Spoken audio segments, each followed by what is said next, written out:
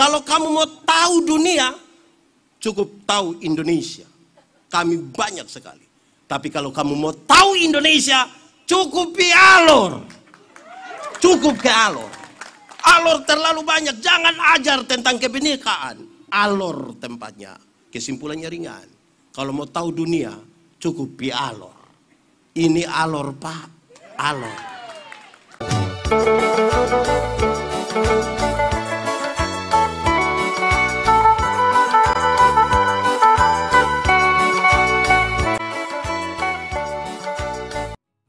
Saudara-saudara, orang tanya saya, pendeta, pernah ada di Alor? Iya, bercerita sedikitlah tentang Alor. Saya bilang ada banyak, tapi saya omong 3. 1, saya bilang begini. Kalau mau tahu tentang Alor. Alor itu orang pergi dengan curiga, tapi pulang dengan air mata. Pergi curiga, Pak. Kita pikir ini suanggi mana, yang baik mana, yang tidak baik mana. Tapi pulang menangis, Bapak. Menangis. Itu orang terlalu baik. Nah. Tepuk tangan dulu. Itu pertama. Kedua, saya bilang kepada orang, hey, kalau kamu mau tahu dunia, cukup tahu Indonesia. Kami banyak sekali. Tapi kalau kamu mau tahu Indonesia, cukup ke Alor. Cukup ke Alor. Alor terlalu banyak. Jangan ajar tentang kebinekaan. Alor tempatnya. Kesimpulannya ringan. Kalau mau tahu dunia, cukup ke Alor. Ini Alor, Pak.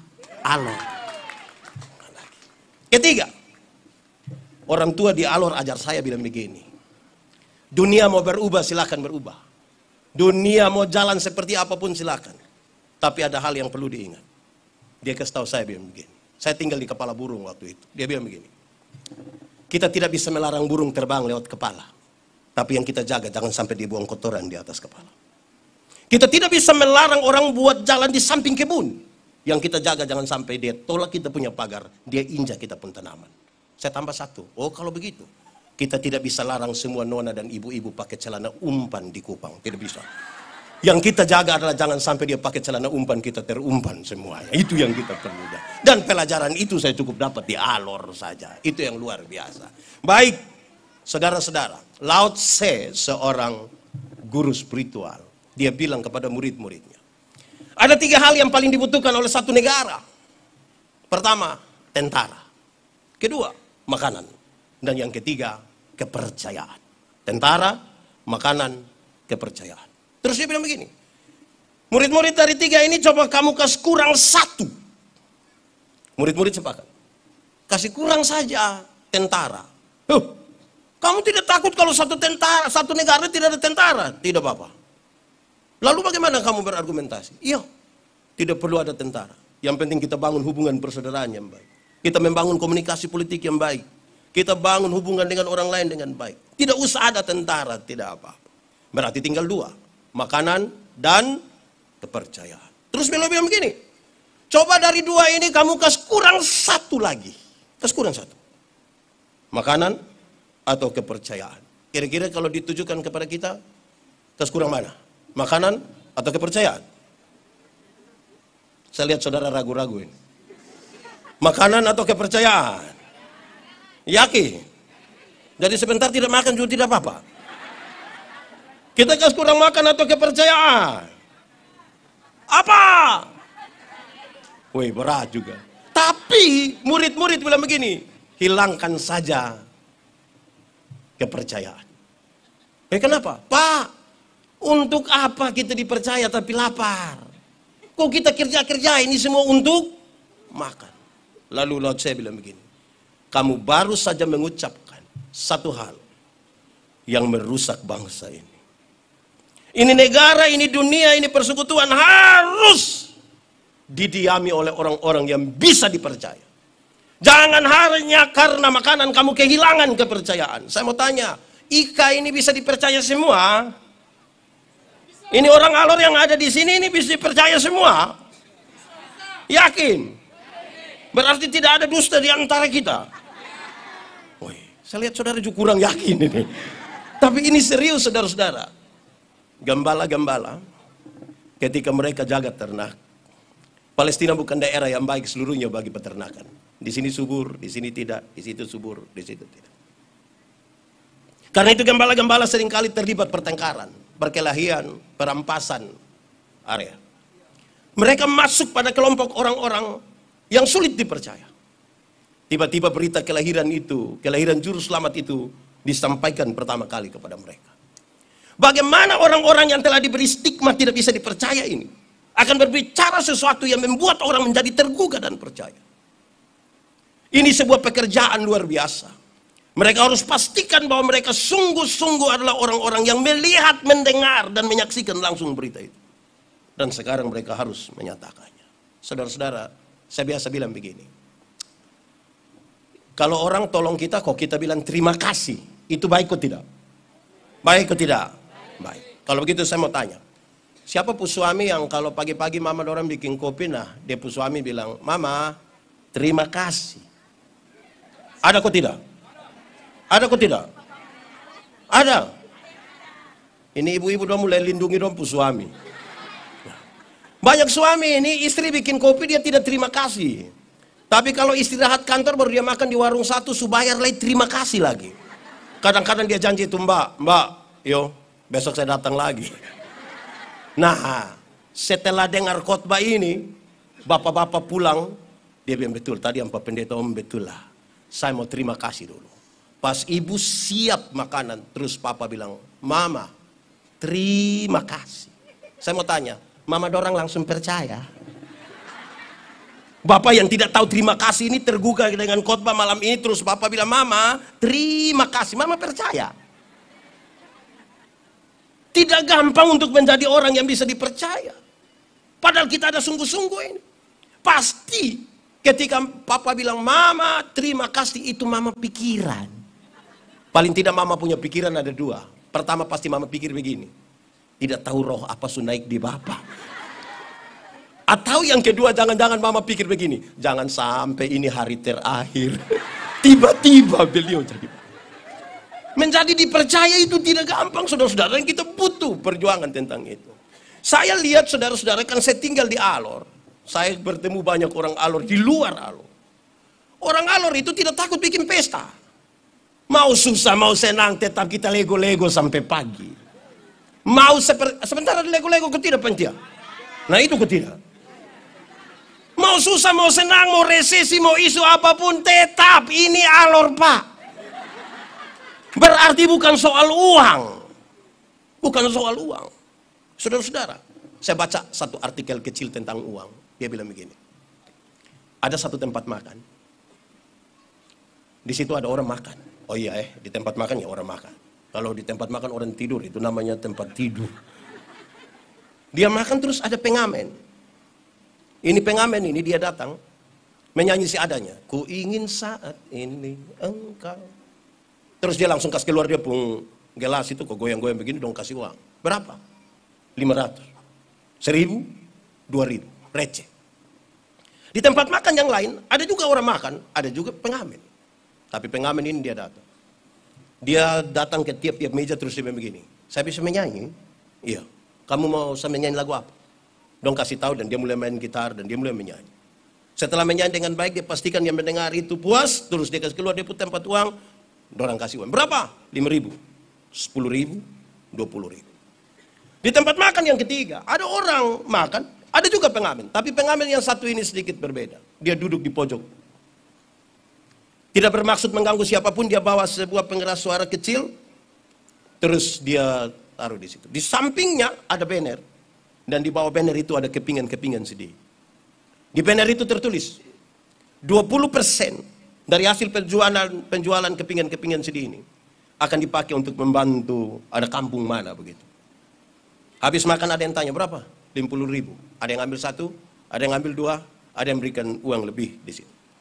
Sama-sama menyanyi di tempat makan, tapi ada yang dapat uang receh, ada yang dapat uang besar. Kenapa bisa begitu Pak Pendeta? Satu, yang di tempat makan pertama, yang menyanyi seadanya langsung kasih keluar uang, kasih keluar tempat uang, dia dapat uang, tapi apa? Uang receh. Kenapa? Karena dia hanya memandang uang dengan mata. Semua ukuran dia uang, persahabatan uang, pertemanan uang, kumpul keluarga uang. Dia mau datang di acara, dia takut kan bilang nanti panitia bilang 100.000. Semua uang. Dia dapat uang. Tapi berapa? receh. Pak Pendeta, saya pun teman satu dia begitu tapi kaya raya. Tidak! Dia miskin. Dia tahu cara mengumpulkan uang yang banyak, tapi dia tidak tahu cara menikmatinya. Dia tahu menjadi kaya, tapi dia tidak tahu menjadi bahagia. Saya suka bilang begini, kumpul uang banyak-banyak, tapi tidak pernah jalan-jalan di Surabaya. Satu saat di Surabaya dia bilang, Pendeta, yo, saya di Surabaya. Wah, enak pesir-pesir. Tidak Bapak. Terus saya di rumah sakit Dr. Sutomo Bapak. Sudah dapat rujukan dulu baru dia pergi Surabaya. Jadi hidup yang begitu. Di tempat makan yang kedua, dia dapat uang. Berapa? 5.000, 10.000, 20.000. Kenapa lebih besar? Dia tidak sekedar memandang uang dengan mata saja, tapi dia memandang uang sekaligus dengan otak. Dia berpikir, dia berlatih, dia mengelola dirinya. Dia harus main gitar dengan baik. Dia harus tahu semua lagu. Kenapa? Karena kepadanya dia akan tanya orang, mau saya menyanyi lagu apa? Dia mesti tahu semua. Mengeksplor semua yang ada pada dirinya untuk dia jual. Bayangkan kalau dia ditanya orang alor yang di situ bilang, mau saya menyanyi lagu apa? Terus itu orang bilang, Taramiti Tuminku. Saya yakin dia pusing itu. Jadi dia mesti belajar semua dulu. Dia tahu semua baru dia berani tanya orang. Dia dapat uang lebih besar. Ketiga, kenapa dia dapat uang lebih besar? Padahal dia tidak mengganggu siapapun. Dia hanya menyanyi saja di situ. Karena dia tidak sekedar memandang uang hanya dengan mata dan otak saja. Tetapi sekaligus dia memandang uang dengan apa? Dengan hati. Berpikir tentang orang lain. Ada satu waktu, dua orang berdoa minta karunia di Tuhan. Ternyata di Tuhan tinggal dua karunia. Satu karunia memberi, satu karunia menerima. Orang pertama cepat-cepat ambil karunia menerima. Berarti tinggal karunia. Orang kedua garu-garu kepala diambil itu karunia memberi. Lewat 20 tahun kemudian mereka bertemu di satu perapatan jalan. Di lampu merah itu yang punya karunia memberi, dia ada di atas mobil mewah, satu tanda dia sukses sekali. Sementara yang punya karunia menerima ini, dia ada duduk minta-minta di pinggir jalan. Jadi waktu orang dua baku lihat begini, yang punya karunia memberi ini, menerima dia bilang begini, hei, perasaan itu hari yang kau dapat karunia memberi, kenapa sekarang kau lebih kaya dari saya? Ini satu bilang begini, hei, karena Tuhan tahu saya selalu harus memberi, Tuhan tahu saya harus selalu memberi. Maka kepada saya Tuhan berikan lebih. Karena engkau mau kasih orang, jadi saya kasih kau lebih, kau engkau bagi-bagi ini, kasih. Kalau engkau itu kan karunia menerima, jadi di mana-mana itu yang begini. Tolong kok bantu kita kok. Ini kita dan kita jadi, baku bantu kok tidak. Saya tidak tahu ini ikatan keluarga Kepulauan Alor ini paling banyak karunia apa sebenarnya? Karunia? Wah ini berat ini. Saudara, pembacaan tadi sekaligus tema kita. Pulanglah mereka ke negerinya melalui jalan lain. Ini kisah penutup di mana para utusan itu, para majus itu pergi mau berjumpa dengan Yesus. Tapi mereka lewat Herodes. Herodes sebagai seorang politisi terganggu sekali ketika dia dengar ada seorang raja baru lahir. Dia bilang begini. Dia akal saya ini orang majus dong. Dia bilang, kalau nanti kamu ketemu itu raja nah, kasih tahu saya supaya saya pergi nah, saya bisa ini sembah dia. Setelah diperingatkan dalam mimpi, para majus ini pulang ke negerinya melalui jalan lain. Kamu tidak boleh jalan pulang lewat jalan Herodes. Kenapa? Jalan Herodes itu jalan penuh kepalsuan. Itu jalan penuh tipu-tipu. Itu jalan kamu tidak boleh pulang ikut situ. Kamu harus pulang lewat jalan penuh kejujuran. Saya mau tanya kita, ini orang Alor dong ini jujur-jujur semua kok? Aman? Mantap? Ini senyum semua tulus? Saya mau kasih saudara bahwa tidak semua senyum tulus, karena kadang-kadang kita datang ke Shalom, kita lewat baru jangan, mesti tulus.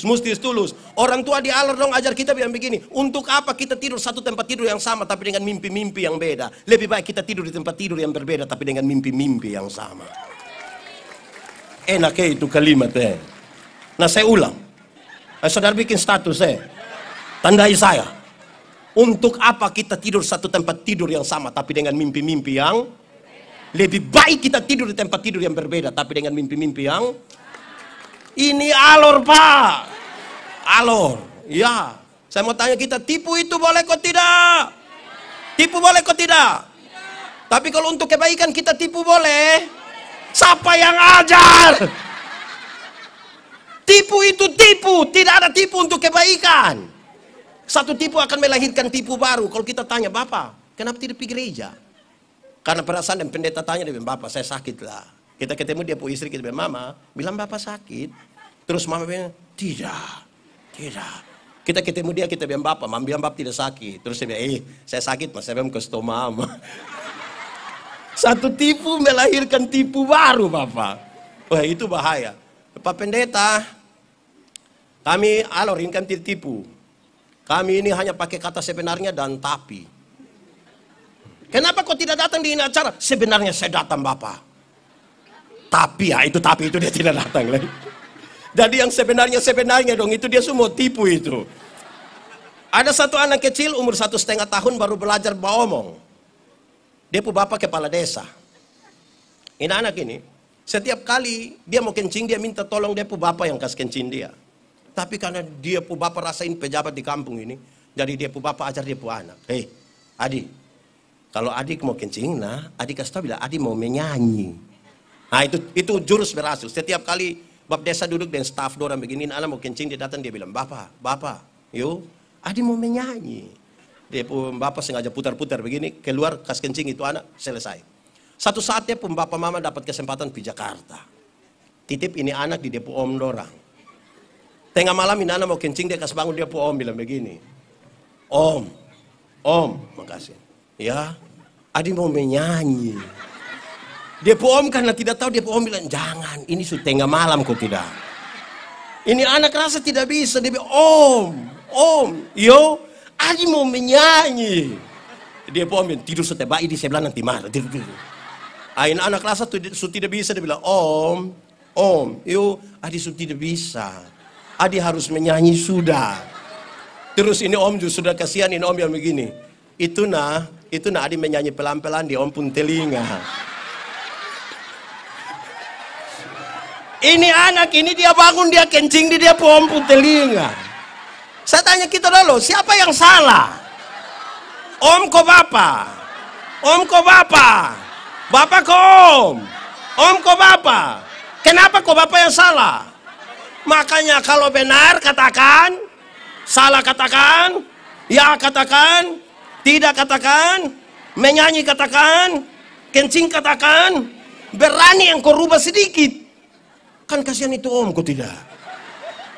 Yo, mereka yang tukang tipu, di sini ada yang tukang tipu. Engkau harus pulang ke Alor melalui, terima kasih, melalui jalan lain. Terakhir. Yuk kita cepat 20 menit. Nah, ini 17. Saudara-saudara, ada satu pesan dari malaikat kepada gembala-gembala. Dia kasih tahu bilang begini, jangan takut. Jangan takut. Dia bilang begitu, jangan takut. Itu kalimat yang baik.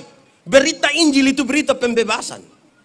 Supaya mereka yang takut itu menjadi tidak takut dan semangat. Dia bilang jangan takut.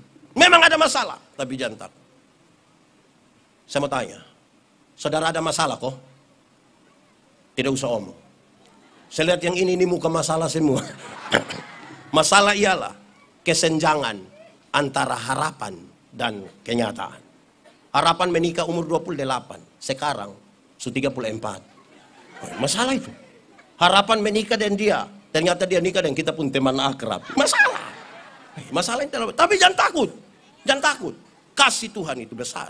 Supaya saya biasa kalau berdoa kasih orang sakit di rumah sakit, saya berdoa sampai nenek, kita berdoa yo, mungkin saya doa habis nenek sudah mati. Tapi nenek mati masuk surga. Saya jelaskan sedikit terus Pak Pendeta, kita mau hidup sampai kapan? Tuhan nanti akan mati juga. Tuhan mau ambil sekarang kok, besok kok, tidak ada masalah, tidak ada masalah. Oke, bahkan menghadapi kematian pun dia berani. Supaya apa? Supaya kalau ada anak muda satu datang di saya, dia bilang, Pak Pendeta, saya rasa saya manusia paling berdosa di dunia sudah. Saya bilang, Adi, tidak usah takut. Pak Pendeta juga orang berdosa. Tapi kasih Tuhan lebih besar dari kita pun kesalahan.